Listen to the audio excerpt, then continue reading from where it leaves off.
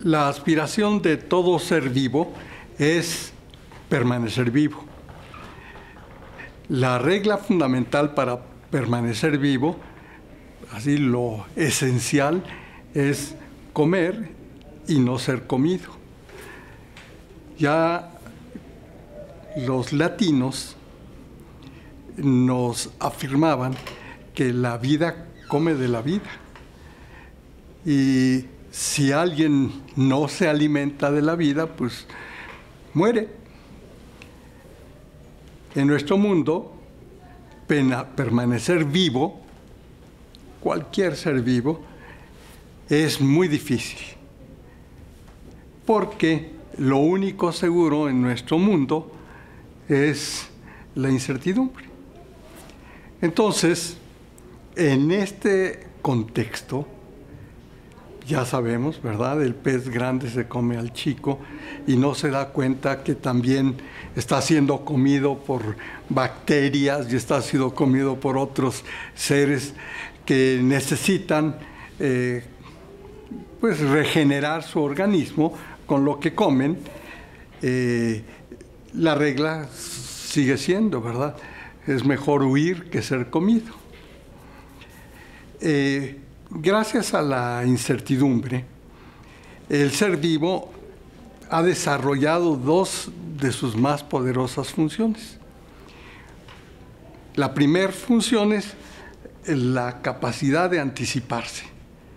¿Sí? Cuando un león, un tigre o una liebre sienten que algo los amenaza y que pueden perder la vida, pues corren, ¿verdad? Se anticipan antes de que el otro venga y lo mate, pues corren. Esta es como decía, una capacidad de anticipación. Claro, esto exige que en esta capacidad de anticipación generar estrategias eficaces, ¿no? Sabemos que se dice que un avestruz, cuando siente que va a ser herido o cooptado, lo único que hace es un agujero y se esconde ahí la cabeza y cree que ya con esto pues ya no está amenazado, ¿verdad?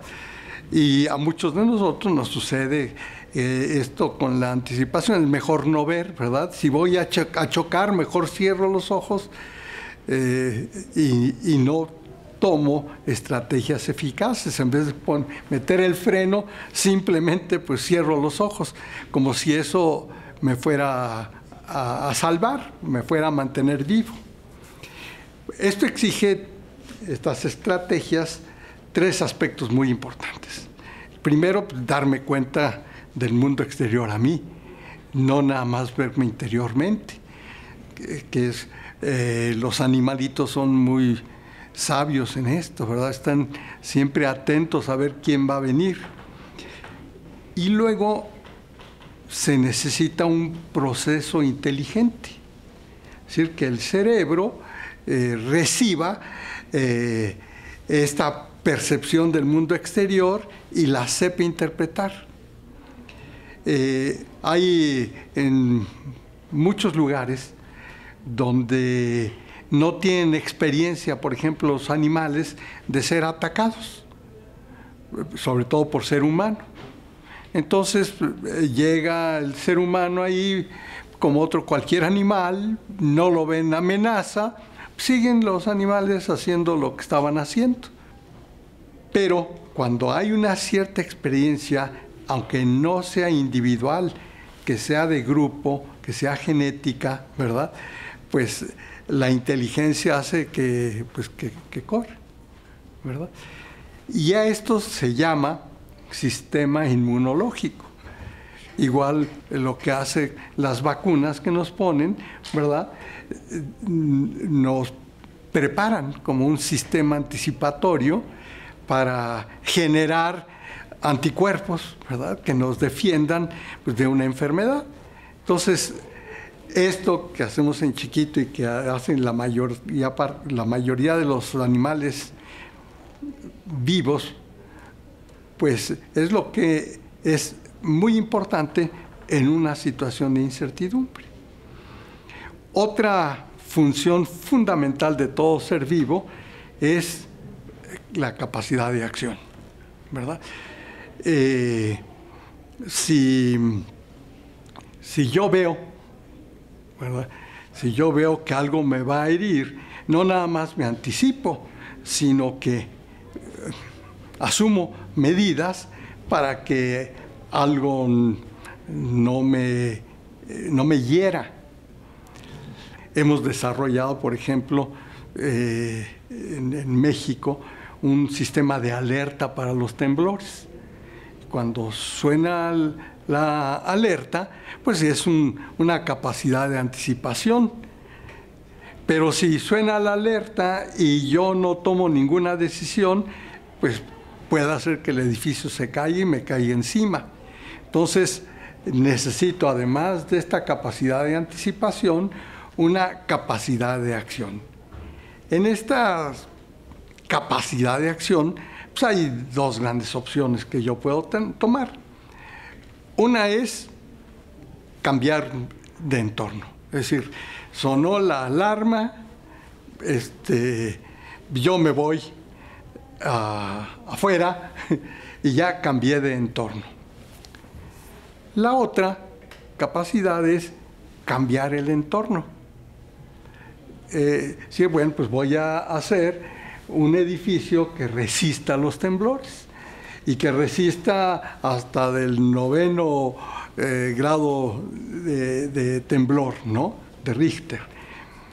Y entonces, bueno, pues para esto necesito dos aspectos que respondan a mi incertidumbre. Por una parte, para cambiar el entorno, pues necesito tecnología, ¿verdad? Necesito usar tecnología para hacer un mejor edificio. Para cambiar de entorno, pues lo que necesito es moverme. Si ya vino la señal de alarma, pues lo que voy a hacer es correr, ¿no? Y esto es simplemente movilidad. Por supuesto, el punto de partida es la percepción. Esta percepción es como punto de partida de estas dos acciones, ¿verdad? Percibir, pero no basta percibir, necesito interpretar. Y para esta interpretación yo necesito recurrir a mi experiencia personal o a la experiencia colectiva. El otro día estaba con una persona que viene de Bristol, Inglaterra, y nunca le había tocado un temblor. Entonces, cuando comenzó a oír que había una sirena que sonaba, pues se espantó. ¿Qué es lo que pasa? Y dije, no, pues están anunciando un temblor, vamos. Y se espantó muchísimo, ¿verdad?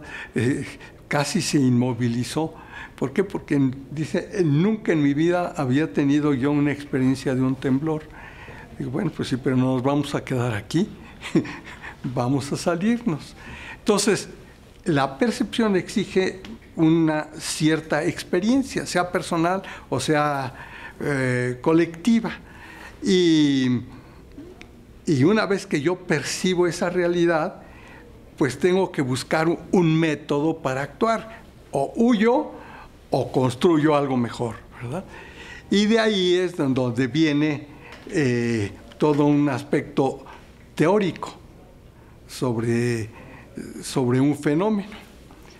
Y esto me puede llevar, sin duda, a asumir acciones que me transformen a mí o que transformen el ambiente en el que vivo.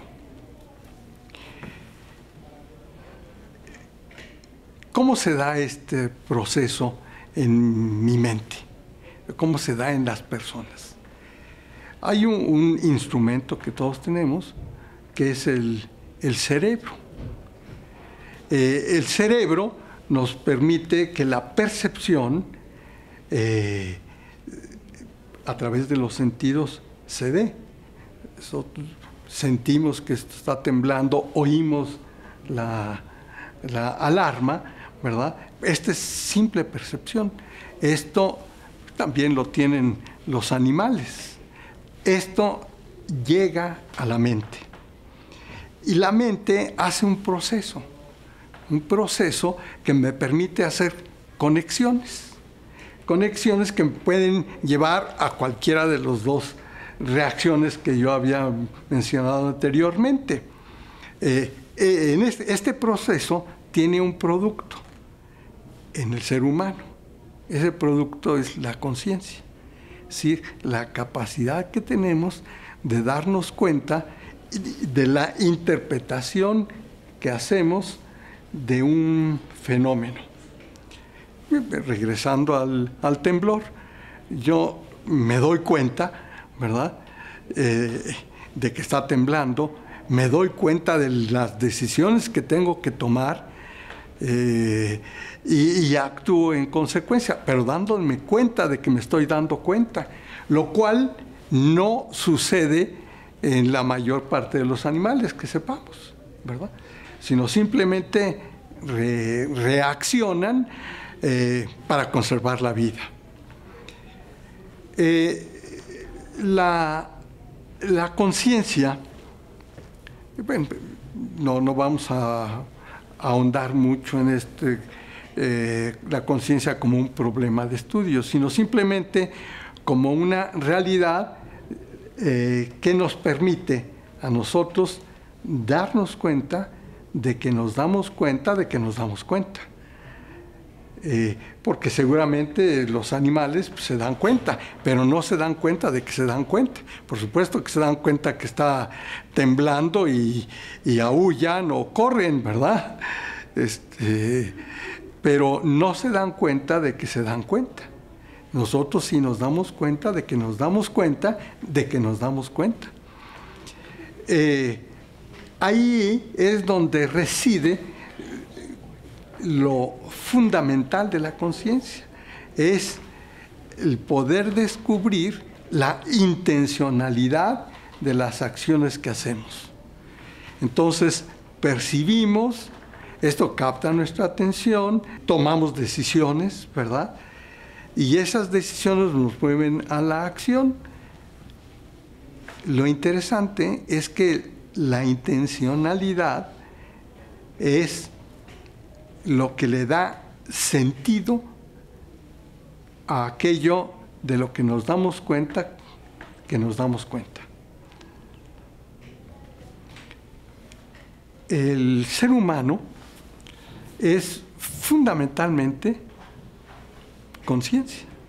Es decir, lo que nos distingue a cada uno de nosotros es, por supuesto, que tenemos nuestra propia historia. Esto ya lo vimos en módulos anteriores, que yo soy mi propia historia.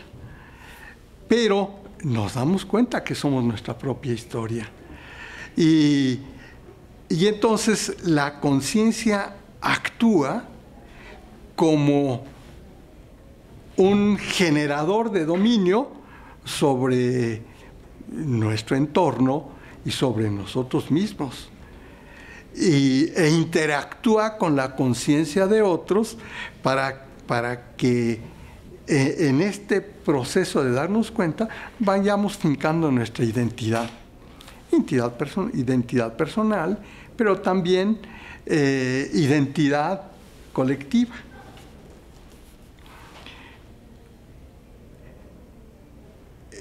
Cuando uno toma conciencia, cuando uno se da cuenta de que se da cuenta, pues esto necesariamente nos lleva a asumir un compromiso personal, ¿no?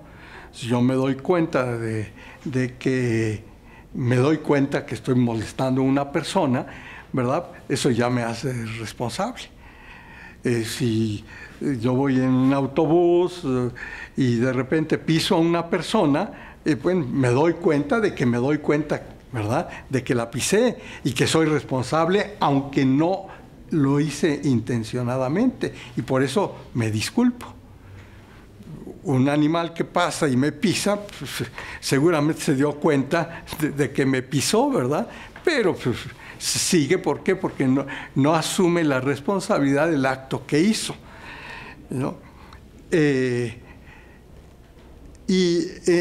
Aquí es donde comienza a jugar algo que no es muy fácil de explicar,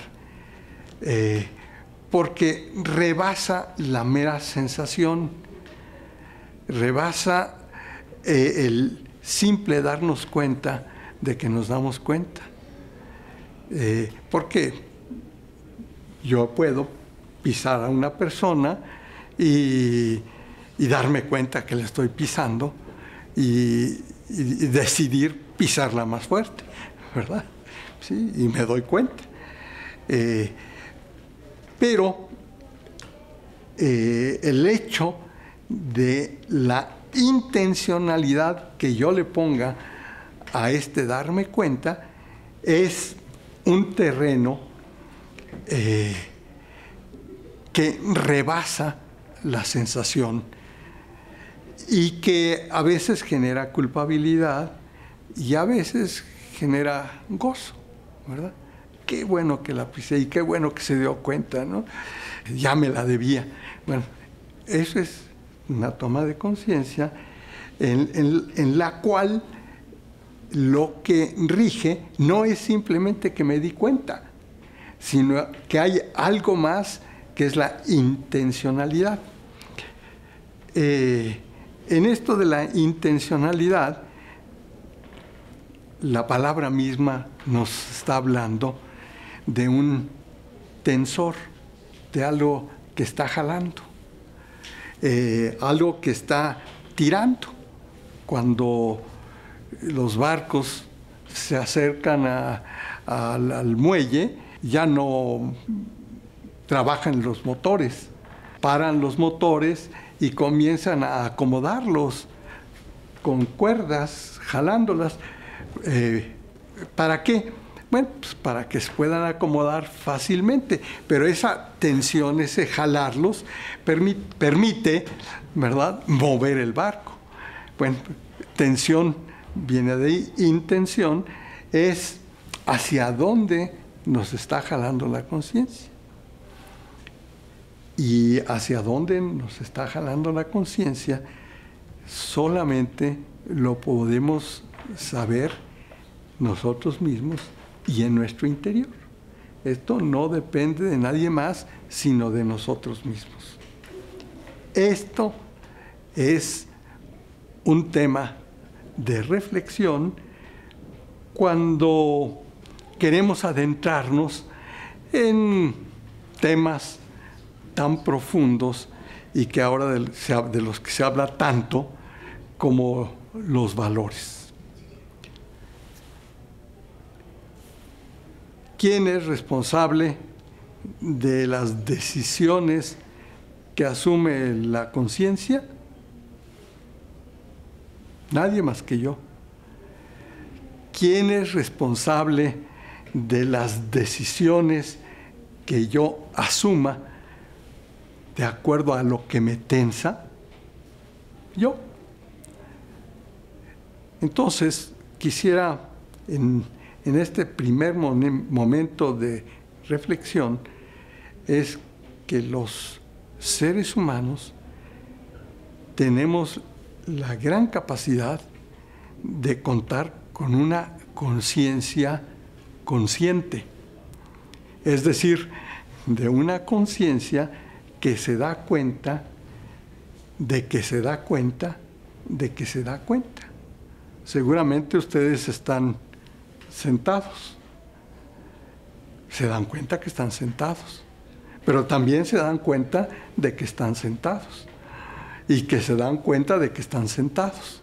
Entonces, este proceso que podríamos seguir como cuando uno se pone frente a dos espejos y uno ve cómo la imagen se va repitiendo casi al infinito, es lo que llamamos conciencia. Ahí es donde nos damos cuenta qué es lo que nos tensa, es decir, cuál es nuestra intención.